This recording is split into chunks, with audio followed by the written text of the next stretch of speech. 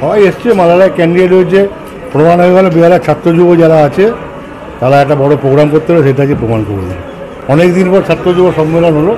আমি যেহেতু কিন্তু ছাত্র পরিষদ করা ছেলে, আমার সৌভাগ্য হয়েছিল মমতা ব্যানার্জি যখন যুব কংগ্রেসের প্রেসিডেন্ট ছিল, বিহারের টাউন যুব কংগ্রেসের আমি প্রেসিডেন্ট ছিল।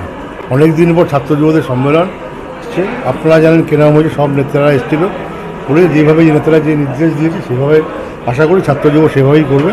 আগামী দিনে আরও ভালো ভালো প্রচারটা আরও জোরে উঠবে। আর মালালায় গতবার যা হলো তার চেয়ে অনেক বেশি করে হবে। সে আমি জ্যোতিষী না বলতে হবে যা হাওয়া, তাহলে গতবারের তো অনেক ভালো রেজাল্ট হবে, এটা হওয়া দরকার আছে। কারণ আজকে যদি আমরা বেশি সিট নিয়ে দিল্লিতে যাই, যে সরকারই আসুক, সে ইন্ডিয়া আসুক আর যেই আসুক, তাতে পশ্চিমবঙ্গকে কেউ ছোটো করতে পারবে না। দক্ষিণ কলকাতায় কেন, সারা বাংলাতেই ছাত্র যুবরা প্রচুর লড়াই করছে প্রার্থীদের জন্য।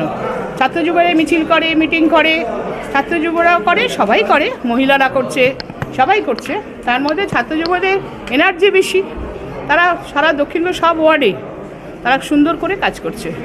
ঠিকই তো বলেছেন, কারণ এতগুলো শিক্ষক শিক্ষিকা তারা এত বছর চাকরি করেছে, সুতরাং যাদের ভালো করে চাকরি পেয়েছে তারা তো সত্যিই তো তারা এত টাকা ফেরত দেবে, কোত্থেকে দেবে?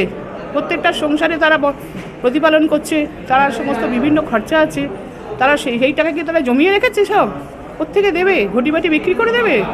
এই জন্য মমতা বন্দ্যোপাধ্যায় লড়ছেন তো ঠিকই করছেন, মানবিকতা তিনি ভীষণ মানবিক, এই মানবিক দৃষ্টিভঙ্গি নিয়েই তিনি সরকারটাও চালাচ্ছেন। সুতরাং এদের পাশে থাকবেন, এটা আশা করাই তো যায় যে তিনি তাদের